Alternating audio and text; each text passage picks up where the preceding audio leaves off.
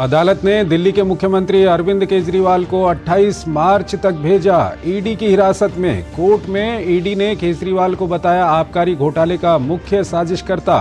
कहा वो इस अपराध से होने वाली आय को संभालने के साथ साथ गोवा चुनाव अभियान में भी थे शामिल।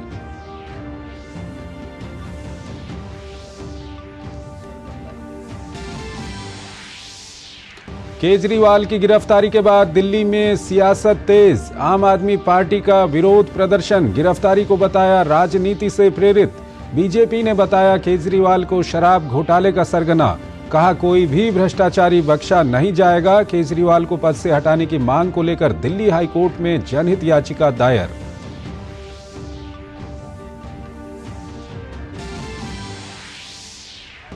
दो दिन के दौरे पर भूटान पहुंचे प्रधानमंत्री नरेंद्र मोदी को मिला भूटान का सर्वोच्च नागरिक सम्मान। पीएम ने सम्मान को 140 करोड़ देशवासियों को किया समर्पित। भूटान के अपने समकक्ष और भूटान के राजा से भी की मुलाकात। दोनों देशों में 7 समझौता ज्ञापनों पर हस्ताक्षर।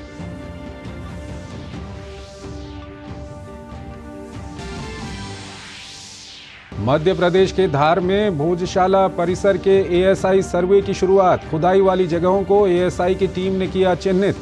सर्वे के खिलाफ मुस्लिम पक्ष की याचिका तुरंत सुनने से सुप्रीम कोर्ट ने किया इनकार।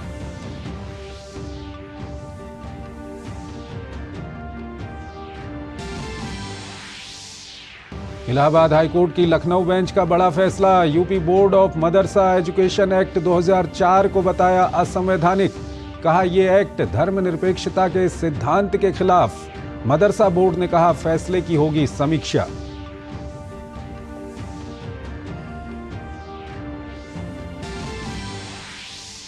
लोकसभा चुनाव के लिए सरगर्मियां तेज। बीजेपी की चौथी सूची में पुदुचेरी और तमिलनाडु से लोकसभा उम्मीदवारों के नाम जारी। ओडिशा में अकेले सभी सीटों पर लड़ेगी बीजेपी। यूपी में अखिलेश यादव का अपना दल। कमोरावादी से टूटा गठबंधन।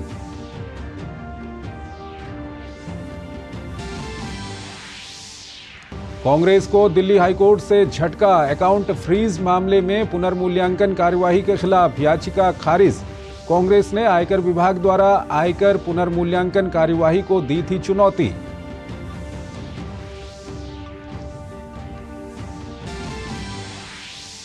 आईपीएल 2024 का हुआ आगाज। पहले मैच से पहले हुई ओपनिंग सेरेमनी। बॉलीवुड की मशहूर सेलिब्रिटीज ने बिखेरा अपना जलवा।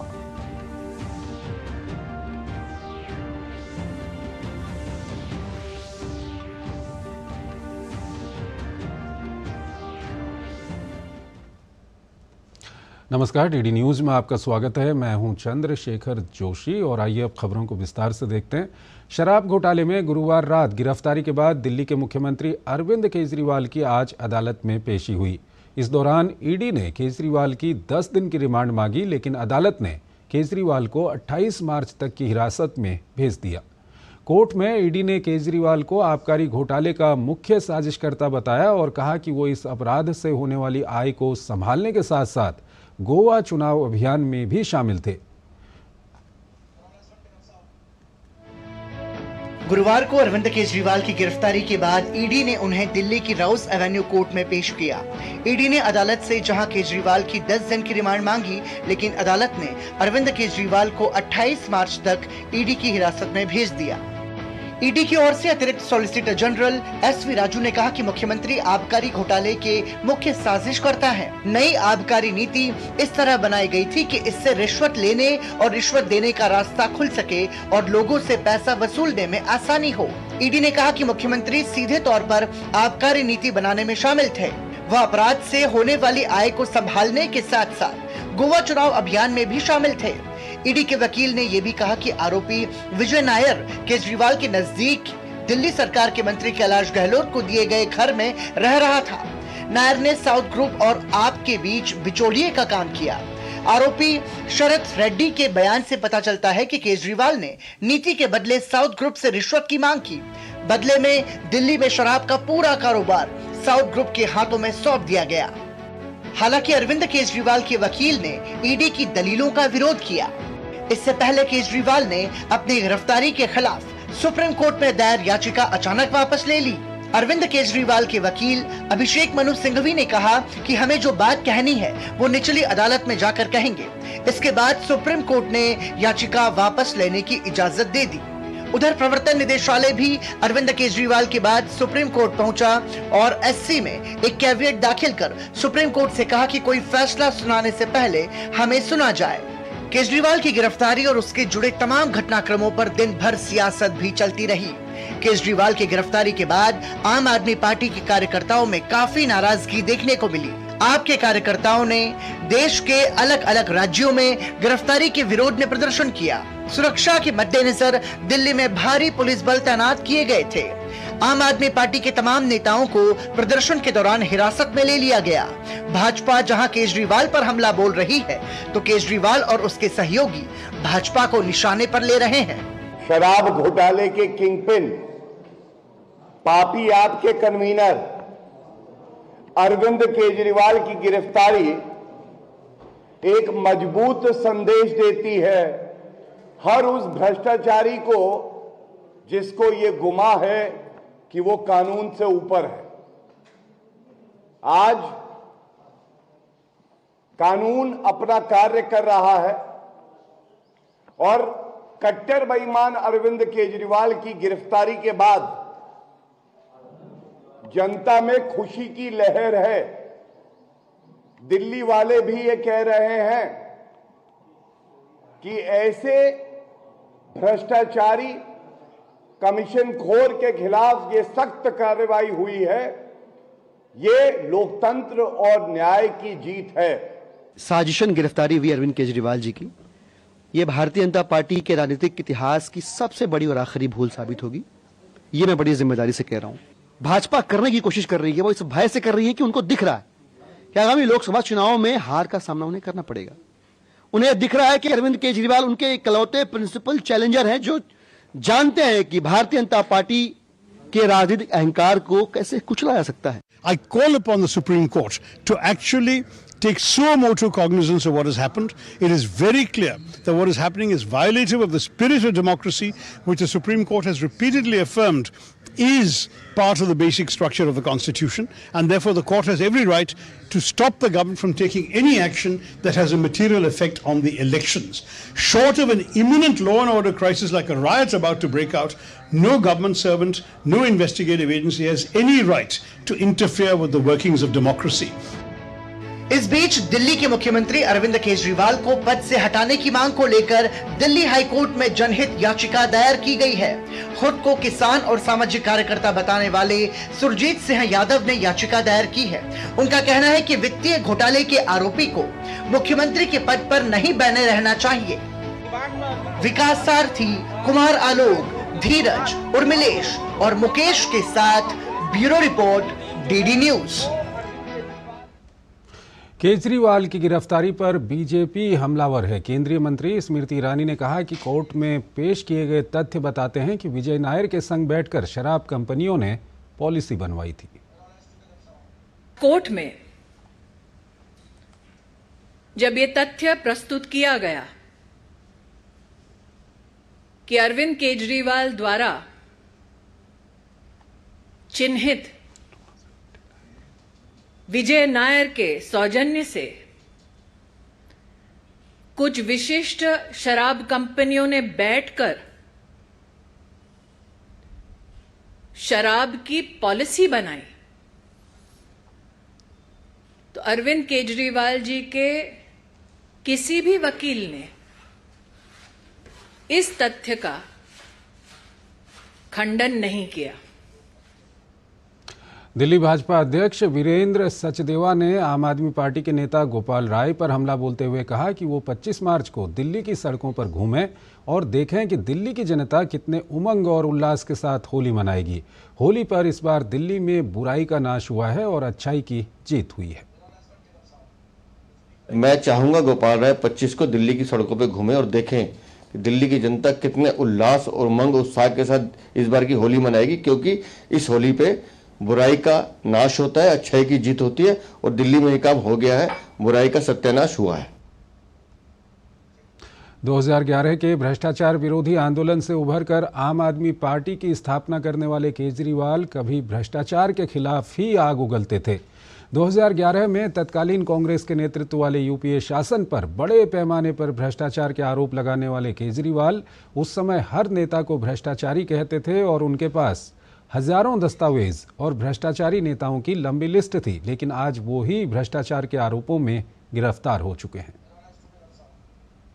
आज हमारे देश की जो राजनीति हो गई है, सत्ता से पैसा, पैसे से सत्ता, सत्ता से पैसा, पैसे से सत्ता, इसी चक्रव्यूह को तोड़ने के लिए तो हम लोग राजनीति में जा रहे हैं। ये हैं 13 साल पहले रामलीला मैदान में इंडिया अगेंस्ट करप्शन के बैनर तले देश को भ्रष्टाचार से मुक्ति दिलाने का नारा देने वाले अरविंद केजरीवाल। 13 साल में आंदोलनकारी से दिल्ली के मुख्यमंत्री का सफर तय करने वाले अरविंद केजरीवाल की हालत क्या हो गई है, ये इन दोनों तस्वीरों से साफ समझा जा सकता है। भ्रष्टाचार के खिलाफ संकल्प के साथ आगे बढ़ने वाले केजरीवाल इतनी जल्दी भ्रष्टाचार के आरोपों में ही गिरफ्तार हो जाएंगे, ये किसी ने सोचा नहीं था। 2011 के भ्रष्टाचार विरोधी आंदोलन से उभरकर आम आदमी पार्टी की स्थापना करने वाले केजरीवाल कभी भ्रष्टाचार के खिलाफ ही आग उगलते थे।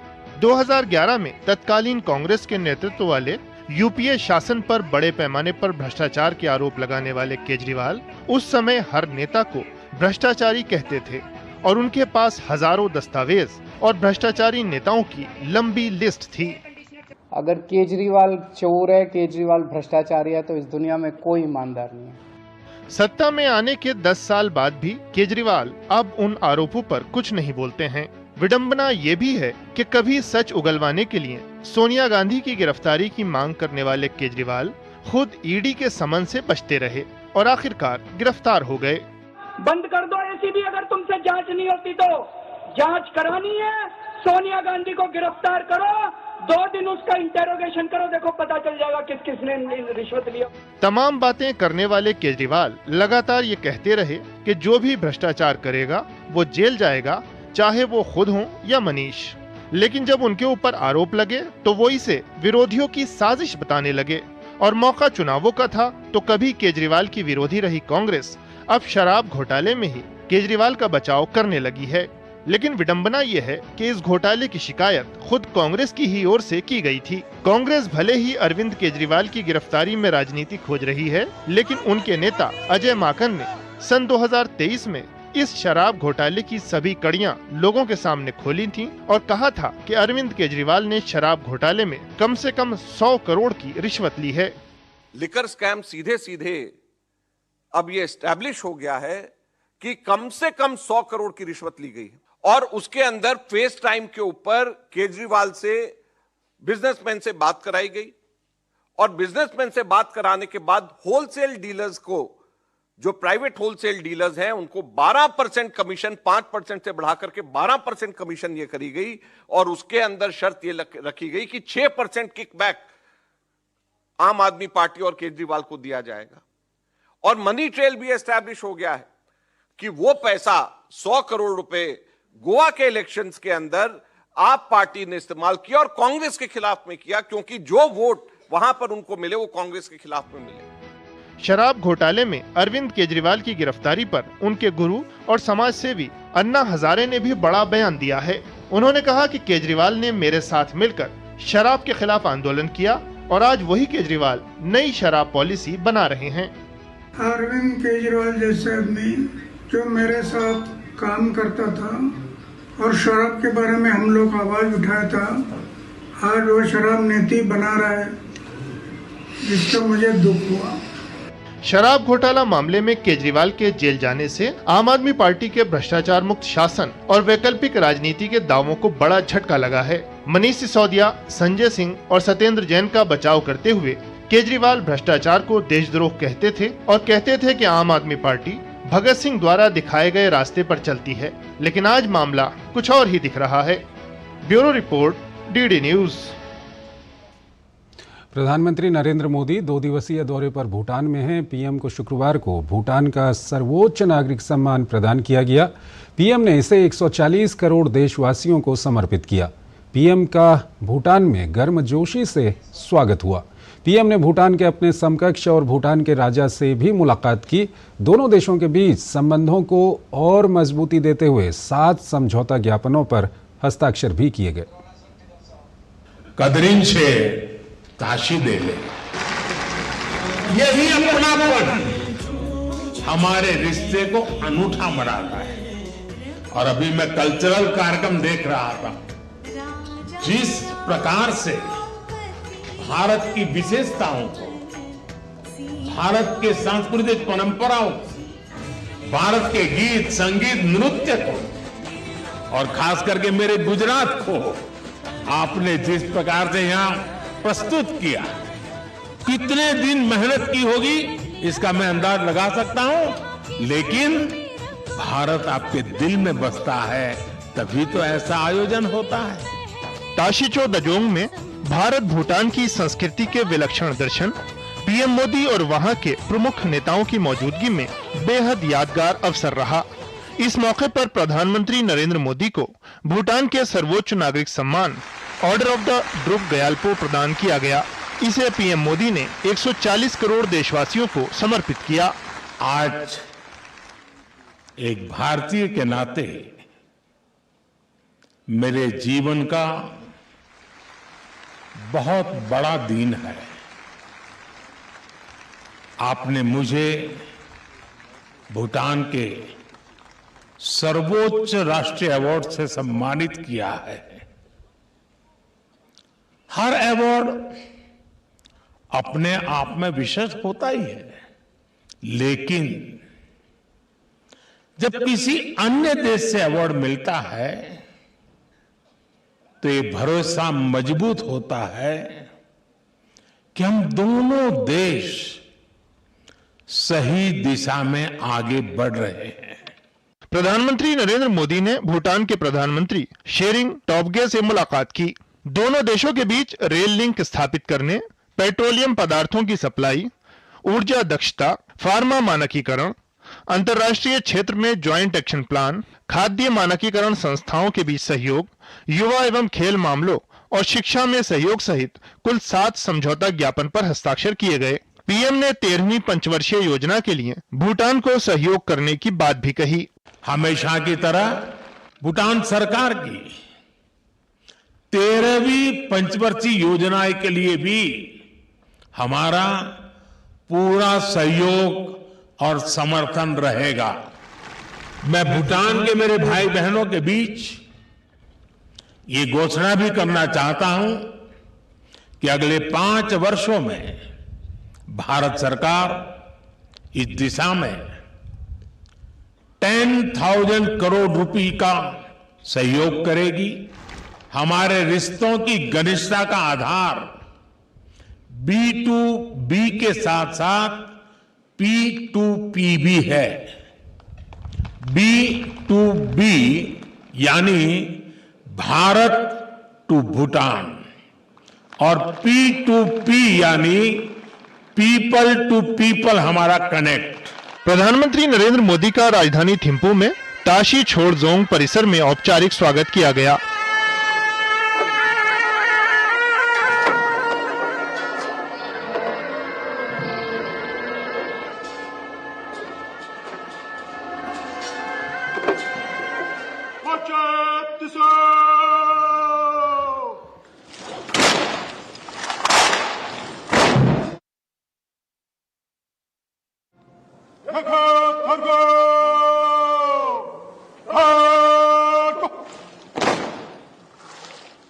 उन्होंने भूटान के राजा जिग्मे खेसर नामग्याल वांगचुक से मुलाकात की।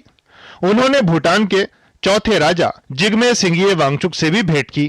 पीएम ने दोनों देशों के संबंधों को अटूट बताया। भूटान के लोग भी यह जानते हैं, मानते हैं कि भारत उनका परिवार है। हमारे संबंध अटूट है, हमारी मित्रता अटूट है, हमारा आपसी सहयोग अटूट है और सबसे बड़ी बात है हमारा विश्वास भी अटूट है।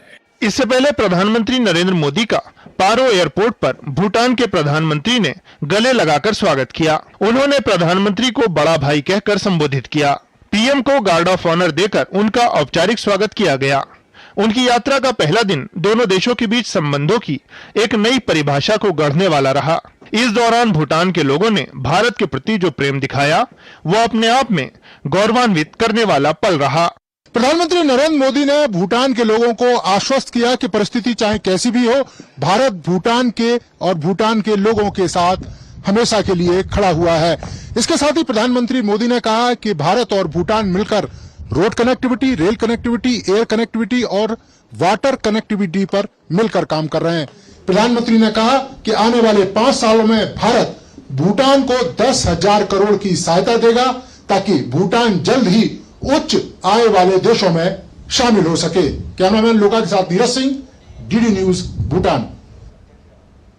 पीएम को शुक्रवार को भूटान का सर्वोच्च नागरिक सम्मान प्रदान किया गया। प्रधानमंत्री नरेंद्र मोदी ने सोशल मीडिया साइट एक्स पर लिखा कि मैं बड़ी विनम्रता के साथ ड्रुक ग्याल्पो के आदेश को स्वीकार करता हूं।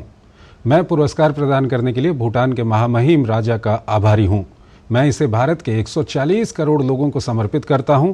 मुझे यह भी विश्वास है कि भारत भूटान संबंध बढ़ते रहेंगे और इससे हमारे नागरिकों को लाभ होगा। प्रधानमंत्री ने साथ ही एक वीडियो भी लोगों के साथ शेयर किया।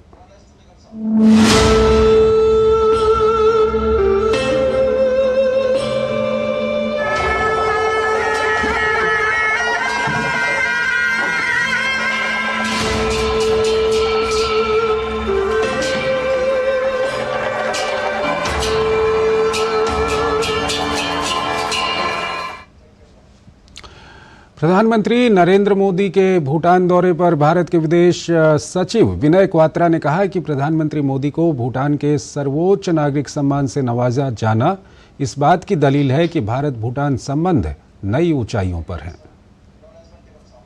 Two Prime Ministers and the Indian Prime Minister and His Majesty the King to take an extensive and exhaustive review of the entire gamut of our bilateral relations.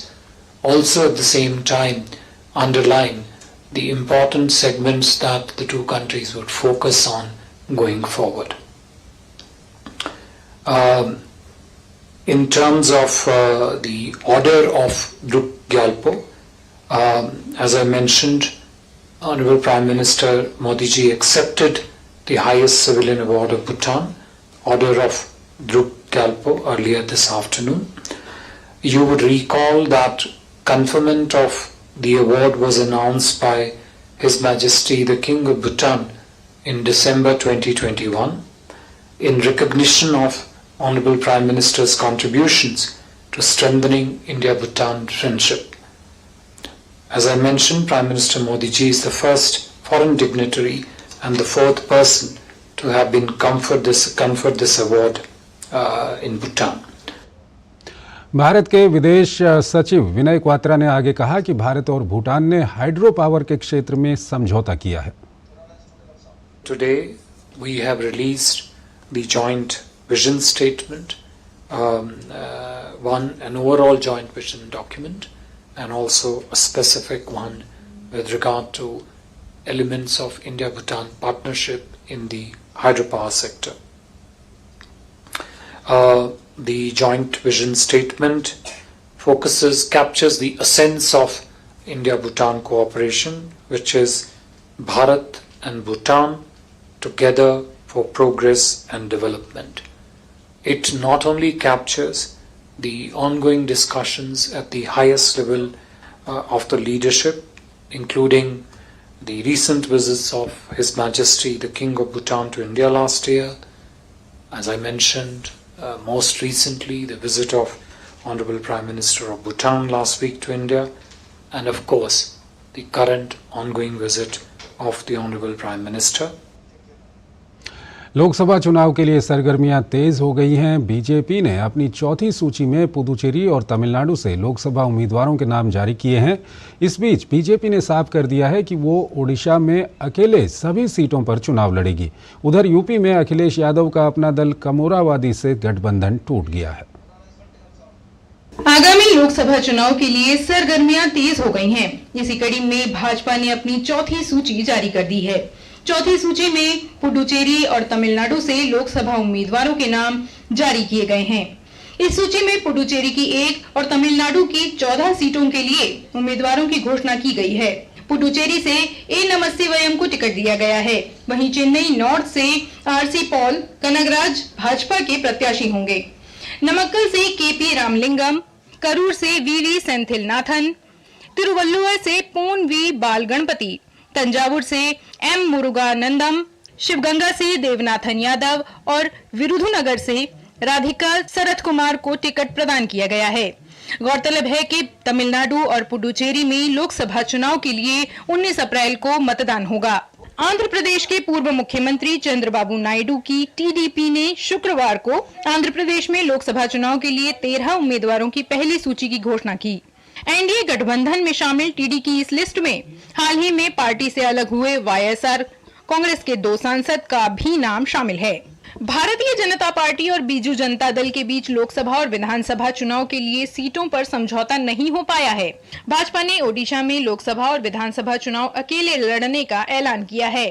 Bhajpa इस बार लोकसभा की सभी 21 सीटों और विधानसभा की सभी 147 सीटों पर अकेले चुनाव लड़ेगी। We are going to the parliamentary election and the state assembly election alone. We would be fielding our candidates in all the 21 Lok Sabha constituencies and 147 state assembly segments, and we will definitely do extremely well in this election. I think there's a lot of energy, a lot of enthusiasm and a lot of passion for work. AIADMK नेता एडप्पाडी पलानीस्वामी ने शुक्रवार को चेन्नई में party का चुनाव घोषणा पत्र जारी किया। पार्टी के घोषणा पत्र में 133 चुनावी वादे किए गए हैं। AIADMK ने घोषणा पत्र में नीट के लिए वैकल्पिक परीक्षा का प्रस्ताव रखा है। इसके अलावा केंद्र सरकार से देश भर में गरीब आर्थिक पृष्ठभूमि वाले परिवारों की महिला मुखियाओं को 3000 रुपए प्रतिमाह देने का वादा किया है। सुप्रीम कोर्ट की शाखा का चेन्नई में स्थापित करने और शरणार्थी के रूप में रह रहे श्रीलंकाई तमिलों के लिए दोहरी नागरिकता का वादा किया गया है। साथ ही पार्टी ने किसानों के लिए पेंशन की भी मांग की है। लोकसभा चुनाव में उम्मीदवारी वापस लेने के बाद रोहन गुप्ता ने अब कांग्रेस से इस्तीफा दे दिया है। उन्होंने कांग्रेस अध्यक्ष मल्लिकार्जुन खड़गे को भेजी चिट्ठी में पार्टी के वरिष्ठ नेताओं पर कई गंभीर आरोप लगाए हैं। रोहन गुप्ता ने बताया कि मैं तत्काल प्रभाव से कांग्रेस पार्टी के सभी पदों और प्राथमिक सदस्यता से इस्तीफा देता हूं। Bureau report, DD news. Congress party को दिल्ली हाईकोर्ट से झटका लगा है। हाईकोर्ट ने कांग्रेस की उस याचिका को खारिज कर दिया है जिसमें आयकर विभाग द्वारा 3 वर्षों 2014, 2015, 15, 16 और 16-17 के लिए उसके खिलाफ आयकर पुनर्मूल्यांकन कार्यवाही को चुनौती दी गई थी। हाईकोर्ट ने कहा कि ऐसा लगता है कि आयकर विभाग ने कांग्रेस के खिलाफ पर्याप्त और ठोस सबूत जुटाए हैं जिससे उसकी आय की आगे की जांच और परीक्षण की जरूरत है। जांच रिपोर्ट में 2019 के लोकसभा चुनाव और 2018 और 2013 के एमपी विधानसभा चुनाव में बिना हिसाब किताब के पैसों के लेन देन का जिक्र है। एससी ने कहा कि मेघा इंजीनियरिंग ग्रुप से बरामद दस्तावेजों से कांग्रेस को अनअकाउंटेड पैसा हस्तांतरित होने का भी संकेत मिलता है। कांग्रेस का कहना था कि आईटी अधिकारियों की कार्रवाई लिमिटेशन पीरियड से बाहर है क्योंकि वो अधिकतम 6 असेसमेंट वर्षों तक पीछे जा सकते थे। आईटी विभाग का कहना है कि कांग्रेस द्वारा कथित रूप से छिपाई गई राशि लगभग 520 करोड़ रुपए है। कांग्रेस ने 4 अलग अलग वर्षों के लिए अपने खिलाफ कर पुनर्मूल्यांकन कार्यवाही शुरू करने को चुनौती देने के लिए नई याचिकाएं भी दायर की हैं जिन पर सुनवाई होनी है। जम्मू संसदीय सीट पर 26 अप्रैल को मतदान होना है और इसको लेकर स्थानीय प्रशासन ने अपनी तैयारियां शुरू कर दी हैं। जम्मू के जिला मजिस्ट्रेट सचिन कुमार वैश्य ने कहा कि प्रशासन का लक्ष्य बड़े पैमाने पर स्वीप गतिविधियों का आयोजन करके आगामी चुनावों में मतदान के सभी पिछले रिकॉर्ड को तोड़ना है। उन्होंने कहा कि युवा मतदाताओं और शहरी मतदाताओं को मतदान के लिए प्रोत्साहित करने पर विशेष जोर दिया जा रहा है। चर्चा किया गया कि कैसे वोटिंग परसेंटेज को बढ़ाया, जो हमारा टारगेट ग्रुप है जहां वोटिंग परसेंटेज कम रही है उन जगहों को टारगेट किया जाएगा और किन किन माध्यमों से टारगेट किया जाना है। लेटेस्ट हम जो टेक्नोलॉजीज हैं उनका यूज करेंगे, लोगों का यूज करेंगे, जो अचीवर्स हैं अपनी जिंदगी में, जो इन्फ्लुएंसर्स हैं जिन्होंने अपनी जिंदगी में कोई ना कोई मुकाम हासिल किया है, उनको भी हम रोपिन करेंगे।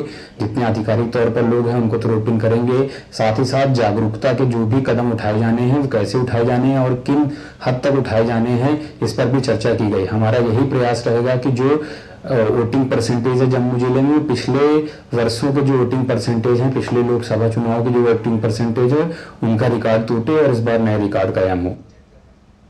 हिमाचल प्रदेश में बड़ा सियासी घटनाक्रम हुआ है। आज राज्यसभा चुनाव में भाजपा के प्रत्याशी को वोट देने वाले 3 निर्दलीय विधायकों ने विधानसभा सदस्यता से इस्तीफा दे दिया है। करीब 25 दिन बाद हिमाचल लौटे इन निर्दलीय विधायकों ने शिमला में विधानसभा सचिव को अपना इस्तीफा सौंप दिया।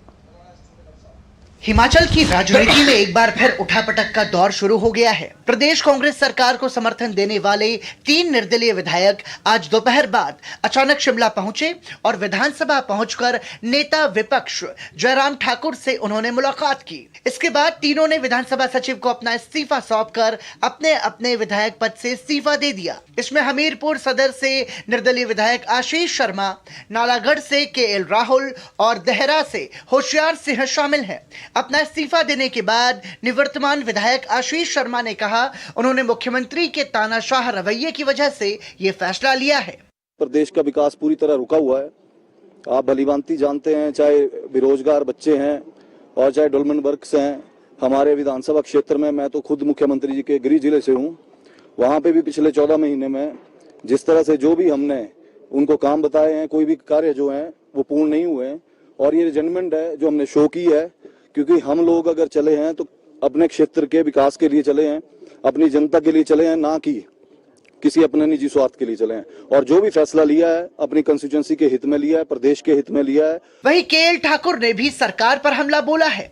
उन्होंने कहा कि उनके विधानसभा क्षेत्र में विकास कार्यों को लेकर सरकार का रवैया ठीक नहीं रहा है, जिसके चलते वो अपने पद से इस्तीफा दे रहे हैं। नालागढ़ का विकास हो नहीं पा रहा था, इसलिए हमने फैसला लिया है। और एक विचारधारा भी जो थी हमारी, बेशक पिछली बार भाजपा का टिकट हमें नहीं मिला था, परंतु हमारी जो विचारधारा थी वो हमारी यही है, भाजपा थी, भाजपा है, भाजपा रहेगी। वहीं होशियार सिंह ने भी सरकार पर सवाल उठाए हैं।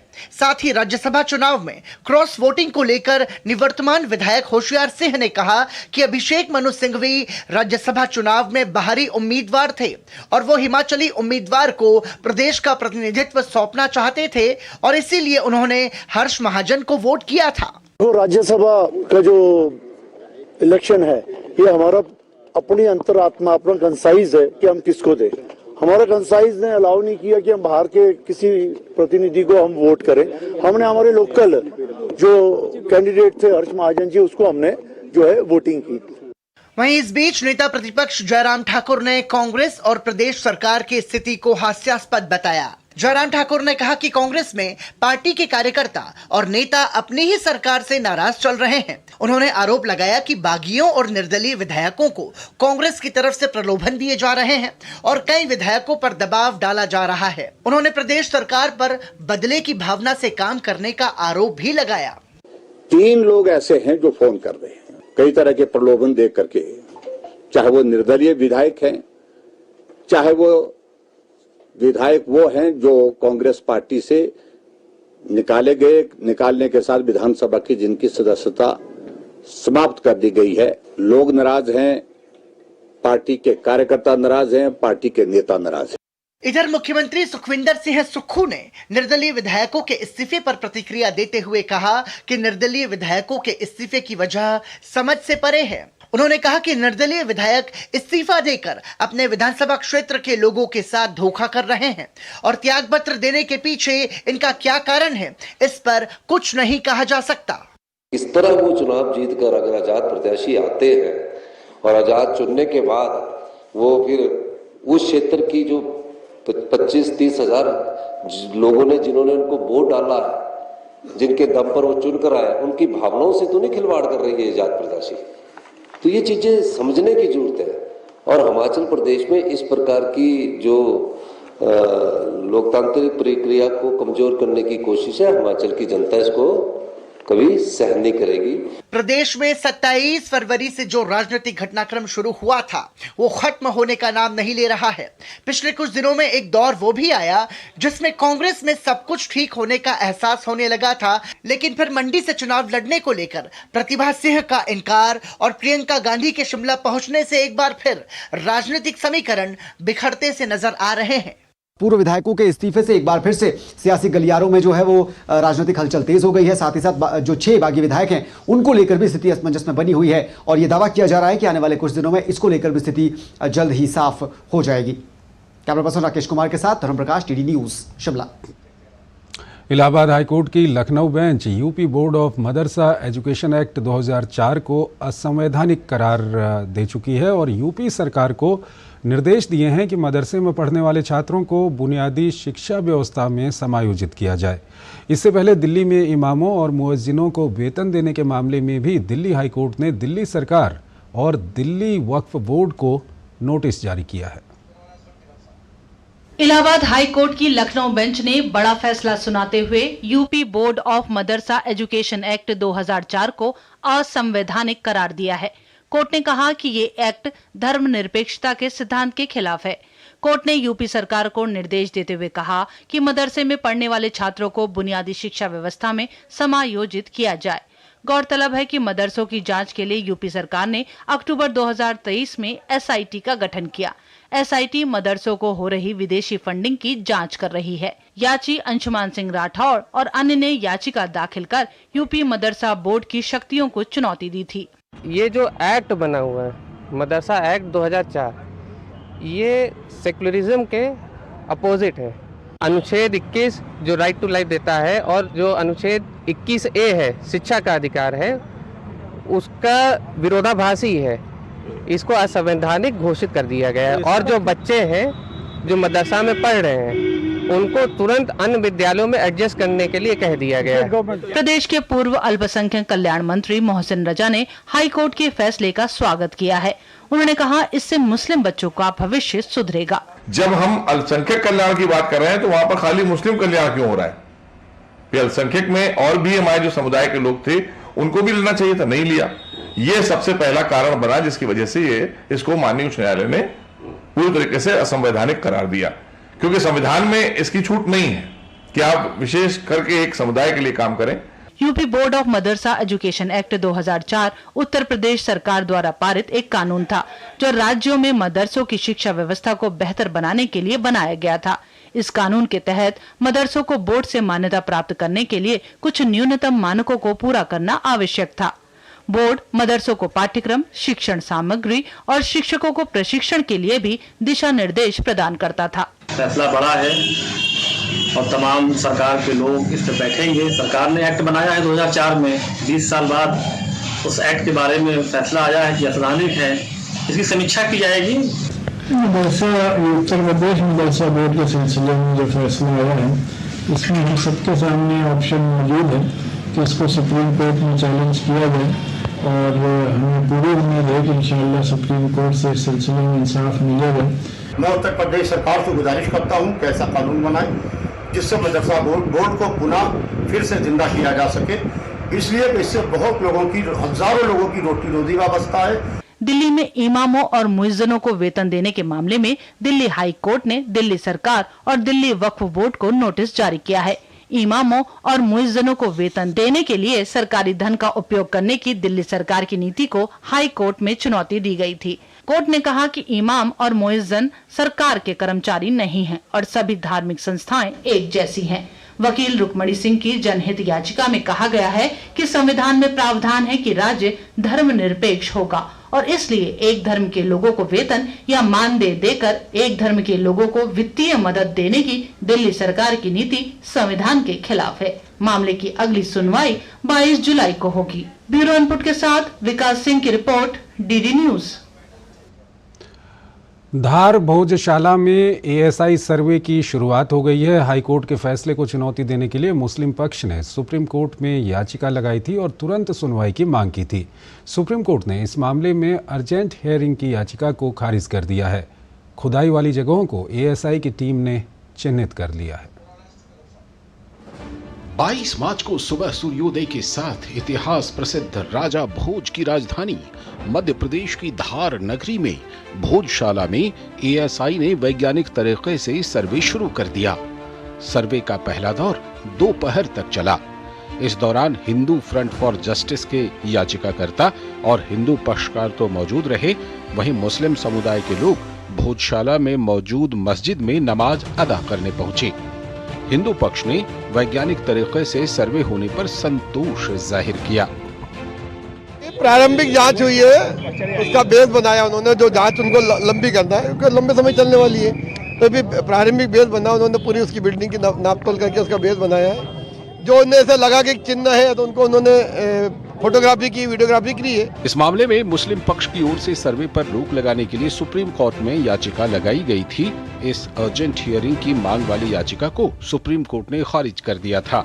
हिंदू पक्ष के वरिष्ठ वकील विष्णु जैन ने कहा कि फिलहाल सर्वे जारी रहेगा। भोजशाला का मामले में जो आर्कियोलॉजिकल सर्वे का आदेश इंदौर हाईकोर्ट ने दिया था, आज उसकी कंप्लायंस में सुबह 6 बजे से आर्कियोलॉजिकल सर्वे ऑफ इंडिया ने अपना सर्वेक्षण शुरू कर दिया और उस सर्वेक्षण के खिलाफ जो मुस्लिम पक्ष है वो सुप्रीम कोर्ट आया था और सुप्रीम कोर्ट ने उसमें आज अर्जेंट हियरिंग देने से मना कर दिया है और उसमें अभी कोई सुनवाई नहीं होगी। सुप्रीम कोर्ट की तारीख नहीं लगती है, तो जब भी कोई डेट आएगी तो उसमें हियरिंग होगी, पर तब तक जो सर्वे है वो चलता रहेगा। आइए जानते हैं कि आखिर क्या है पूरा मामला। मध्य प्रदेश के धार में हजारों साल पहले राजा भोज ने विद्या मंदिर की स्थापना की, जिसे बाद में भोजशाला के नाम से जाना गया। 13वीं-14वीं सदी में मुगलों के आक्रमण के बाद 1456 में महमूद खिलजी ने भोजशाला में मौलाना कमालुद्दीन के मकबरे और दरगाह का निर्माण कराया। हिंदू संगठन का तर्क। धार का ऐतिहासिक भोजशाला के नाम से ही स्पष्ट है कि यह राजा भोज द्वारा स्थापित सरस्वती सदन है। राजा भोज द्वारा स्थापित सरस्वती सदन में 1000 वर्ष पूर्व शिक्षा का बड़ा संस्थान हुआ करता था। बाद में मुस्लिम समाज को नमाज के लिए अनुमति दी गई। भोजशाला में 18वीं शताब्दी में खुदाई में देवी सरस्वती की प्रतिमा निकली। यह प्रतिमा लंदन के संग्रहालय में है और हाईकोर्ट में दाखिल याचिका में इस प्रतिमा को वापस लेने की मांग की गई है। भोजशाला परिसर में करीब 121 वर्ष बाद फिर से एएसआई का सर्वे हो रहा है। इससे पहले वर्ष 1902-1903 के दौरान एएसआई ने भोजशाला परिसर का सर्वे किया था। एएसआई ने वर्ष 1902 की सर्वे रिपोर्ट भी कोर्ट में बहस के दौरान प्रस्तुत की थी। रिपोर्ट में भगवान विष्णु और कमल स्पष्ट चित्र थे। एएसआई ने अपनी रिपोर्ट में बताया था कि भोजशाला में मंदिर के स्पष्ट संकेत मिले हैं। 7 अप्रैल 2003 को जारी एएसआई के एक आदेश के अनुसार हिंदुओं को हर मंगलवार को भोजशाला परिसर के अंदर पूजा करने की अनुमति है, जबकि मुसलमानों को हर शुक्रवार को परिसर में नमाज अदा करने की अनुमति है।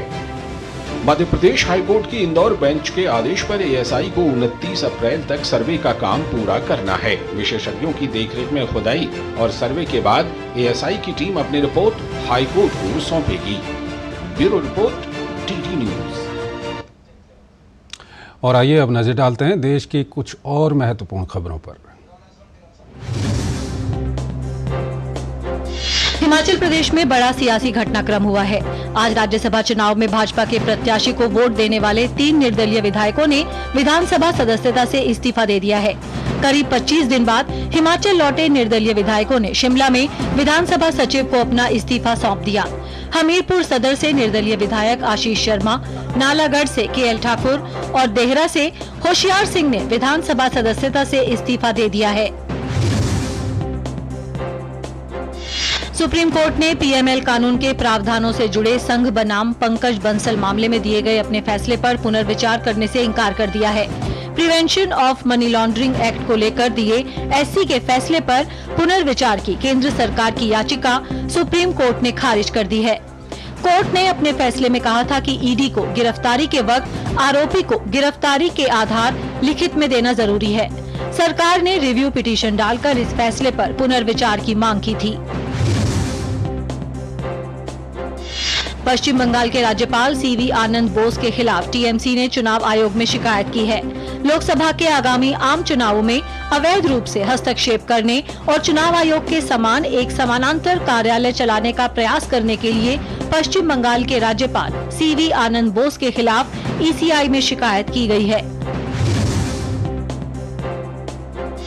संदेश खाली मामले के आरोपी टीएमसी नेता शेख शाहजहां और अन्य आरोपियों को आज बशीर हाट कोर्ट में पेश किया गया। गौरतलब है कि सीबीआई ने संदेश खाली में ईडी टीम पर हमले के आरोप में गिरफ्तार किया है। उत्तर प्रदेश स्थित बदायूं में 2 बच्चों आयुष और आहान की हत्या के आरोपियों में से एक जावेद को अदालत ने 14 दिन की न्यायिक हिरासत में भेज दिया है। इससे पहले शुक्रवार को आरोपी जावेद को अदालत में पेश किया गया। बंगाल शिक्षक भर्ती घोटाला मामले में प्रवर्तन निदेशालय ने कोलकाता के आसपास कई इलाकों में छापेमारी की है। कोलकाता में लेक टाउन और चेतला इलाके में ईडी ने छापेमारी की है। ईडी ने बंगाल के मत्स्य पालन मंत्री चंद्रनाथ सिन्हा के बोलपुर आवास पर भी छापे मारे हैं। आयुष मंत्रालय में सचिव वैद्य राजेश कोटेचा ने कहा है कि देश के सभी एम्स में आयुष का एकेडमिक विभाग खोला जाएगा। कस्टम विभाग ने मुंबई एयरपोर्ट से करोड़ों रुपए का सोना और विदेशी मुद्रा जब्त की है। मुंबई एयरपोर्ट कस्टम ने 5 करोड़ 36 लाख विदेशी करेंसी, 3 करोड़ 75 लाख रुपए के डायमंड, 1 करोड़ 49 लाख रुपए का गोल्ड बरामद किया है। दिल्ली मेट्रो रेल कॉरपोरेशन ने जानकारी दी है, जिसमें बताया गया है कि होली के त्योहार के दिन यानी 25 मार्च को मेट्रो की सेवाएं दोपहर 2:30 बजे से शुरू होंगी। सांपों के जहर की तस्करी के मामले में यूट्यूबर एल्विश यादव को जमानत मिल गई है। कोर्ट ने 50,000 रुपए के 2 निजी मुचलके पर जमानत दी। और आइए अब कुछ अंतर्राष्ट्रीय खबरों की ओर आपको लिए चलें। इजरायली सेना ने गाजा में अपना सैन्य अभियान एक बार फिर तेज कर दिया है। इजराइल हमास और इस्लामी जिहाद के आतंकी ठिकानों को ढूंढ कर निशाना बना रहा है। इस बीच हमास ने भी इजरायली टैंकों को निशाना बनाने का वीडियो जारी किया है। इस बीच संघर्ष विराम को लेकर इजरायली प्रधानमंत्री बेंयामिन नेतन्याहू और अमेरिकी विदेश मंत्री एंटनी ब्लिंकन की मुलाकात हुई है। लगभग 6 महीने से जारी इजराइल हमास संघर्ष और भीषण होता जा रहा है। इजरायली सेना ने गाजा में अपना सैन्य अभियान तेज कर दिया है। हमास और इस्लामी जिहाद के आतंकी ठिकानों को ढूंढ कर निशाना बनाया जा रहा है। उत्तरी गाजा में धमाकों और गोलीबारी की आवाजें गूंजती रही। शुक्रवार को 2 धमाकों के बाद धुआं उठता देखा गया। इजरायली सेना ने हमास के ठिकानों पर हवाई हमले भी तेज कर दिए हैं। इजरायली सेना ने कहा कि उसके लड़ाकू विमानों ने ताजा कार्रवाई में गाजा में लगभग 40 ठिकानों पर हमला किया, जिनमें सैन्य परिसर, परिचालन सुरंग शाप और रॉकेट लॉन्चिंग स्थल शामिल हैं। शहर के मुख्य अस्पताल अल शिफा में भी सैन्य ऑपरेशन जारी है। इजरायली सेना सोमवार तड़के अस्पताल परिसर में घुसी थी। दावा किया जा रहा है कि अस्पताल के विशाल परिसर में आतंकी पनाह लिए हुए हैं। इजरायली सेना के अनुसार ये परिसर सुरंगों के एक नेटवर्क से भी जुड़ा है। इन सुरंगों को हमास और इस्लामी जिहाद के आतंकी अपने सुरक्षित ठिकानों के तौर पर प्रयोग कर रहे हैं। इजरायली सेना ने सैन्य अभियान में सैकड़ों आतंकियों को हिरासत में लिया है। इनमें हमास और इस्लामी जिहाद के कुछ शीर्ष कमांडर भी शामिल हैं। अस्पताल भवन के अंदर लड़ाई जारी है। अस्पताल भवन के अंदर हमास और इस्लामी जिहाद के लोग हैं, जिन्होंने वहां मोर्चाबंदी कर रखी है। फिलहाल वो आपातकालीन कक्ष के क्षेत्र में छिपे हुए हैं। हमास की तरफ से इजरायली सेना पर भी हमले जारी हैं।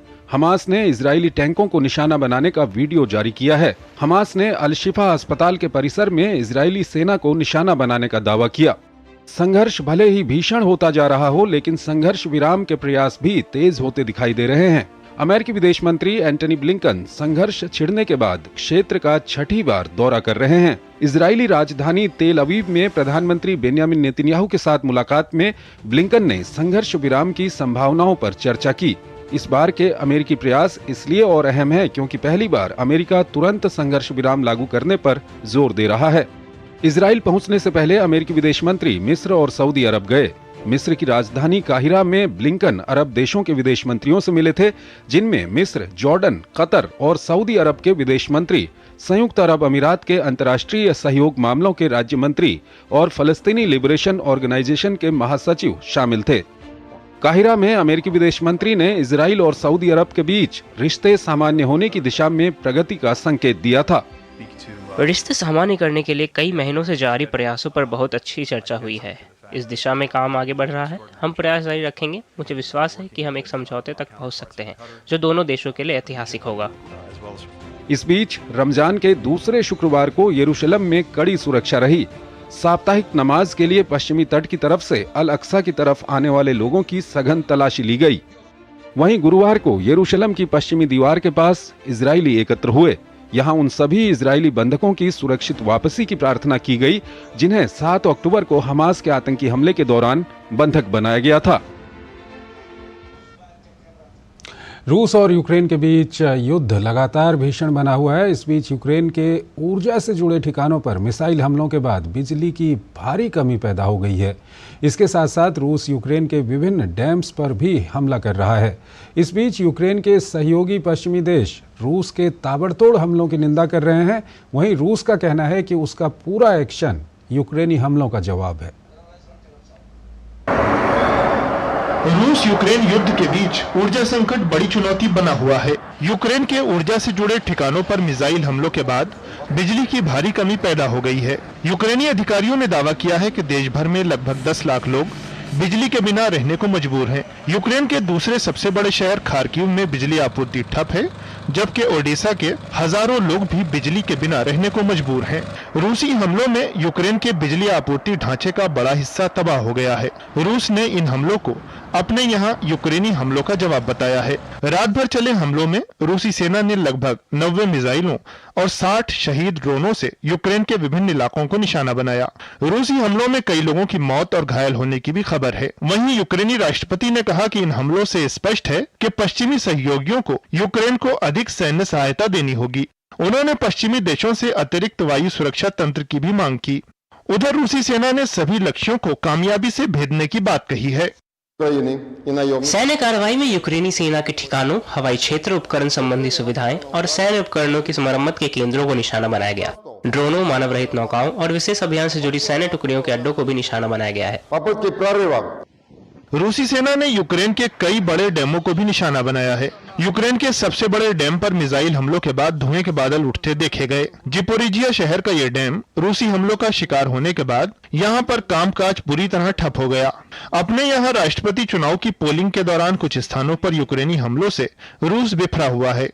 वहीं यूक्रेन भी जवाबी कार्रवाई की तैयारी में दिखाई दे रहा है। यूक्रेन की उप प्रधानमंत्री ने रूसी तेल रिफाइनरी पर हमलों से बचने की अमेरिकी सलाह के जवाब में कहा कि ये तेल रिफाइनरियां बिल्कुल वैध सैन्य लक्ष्य हैं। सैन्य दृष्टि से ये बिल्कुल वैध लक्ष्य है। हम अमेरिकी साझेदारों के आह्वान को समझते हैं, लेकिन साथ ही हम अपने पास मौजूद क्षमताओं और संसाधनों से लड़ रहे हैं। यूक्रेन के सहयोगी पश्चिमी देश रूस के ताबड़तोड़ हमलों की निंदा कर रहे हैं। जवाब में रूस का कहना है कि उसका पूरा एक्शन यूक्रेनी हमलों का जवाब है। राष्ट्रपति चुनाव के दौरान यूक्रेनी हमलों के फौरन बाद रूस ने चेतावनी दी थी कि वो इसका कड़ा जवाब देगा। संयुक्त राष्ट्र ने एक रिपोर्ट जारी कर बताया कि केवल 1 साल में मोबाइल फोन और अन्य उपकरणों से लगभग 62 मिलियन टन कचरे का उत्पादन हुआ है। इस तरह के इलेक्ट्रॉनिक कचरे में मरकरी जैसे खतरनाक और दूसरे जहरीले पदार्थ शामिल हो सकते हैं। ये पर्यावरण के साथ ही स्वास्थ्य के लिए भी खतरा साबित हो सकता है। आज इलेक्ट्रॉनिक वेस्ट विश्व के सामने एक बड़ी चुनौती बनकर उभरा है। संयुक्त राष्ट्र ने एक रिपोर्ट जारी कर बताया है कि केवल 1 साल में मोबाइल फोन और अन्य उपकरणों से करीब 62 मिलियन टन कचरे का उत्पादन हुआ है। इतना ही नहीं, इस रिपोर्ट में साल 2030 तक इसके 80 मिलियन टन होने की आशंका जताई जा रही है। इलेक्ट्रॉनिक वेस्ट या फिर ई वेस्ट ऐसा कचरा होता है जिसमें बिजली के प्लग या बैटरी वाली कोई भी फेंकी गई वस्तु शामिल होती है। इसमें मरकरी खतरनाक और दूसरे जहरीले पदार्थ शामिल हो सकते हैं। ये पर्यावरण के साथ ही स्वास्थ्य के लिए भी खतरा साबित हो सकते हैं। हमने देखा कि 2022 में विश्व में रिकॉर्ड मात्रा में इलेक्ट्रॉनिक कचरा उत्पादन हुआ है। इसकी मात्रा 62 बिलियन किलोग्राम उत्पन्न हुई और ये पूरी दुनिया में प्रति व्यक्ति 7.8 किलोग्राम के बराबर है और ये रिकॉर्ड स्तर पर है। और ऐसा इसलिए है क्योंकि दुनिया भर में इन वस्तुओं की खपत अभी भी बढ़ रही है।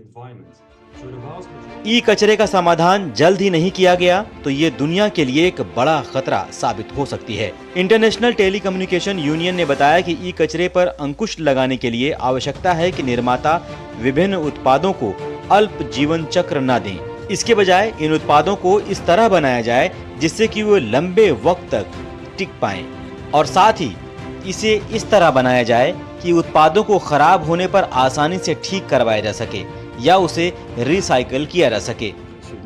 निजी क्षेत्र अपने लाभ से परे नहीं देखते हैं। मेरा मानना है कि निजी क्षेत्र को खुद को एक अच्छे नागरिक के रूप में कल्पना करनी होगी। यदि वे ये सुनिश्चित करने के लिए उपाय करेंगे कि जिम्मेदार उपभोक्तावाद हो तो उन्हें भी लाभ होगा। गौरतलब है कि ई कचरे का उत्पादन सालाना 2.6 मिलियन टन की गति से आगे बढ़ रहा है। विशेषज्ञ इसका कारण उच्च खपत, सीमित मरम्मत के विकल्प, इलेक्ट्रॉनिक्स का छोटा जीवन चक्र और ई कचरे के रिसाइकल के लिए पर्याप्त बुनियादी ढांचे जैसे कारकों को मानते हैं। इसके साथ ही ऊर्जा खपत को कम करने के लिए डिजाइन की गई वस्तुएं जैसे फोटोवोल्विक पैनल ने भी ई कचरे के बढ़ते उत्पादन में योगदान दिया है।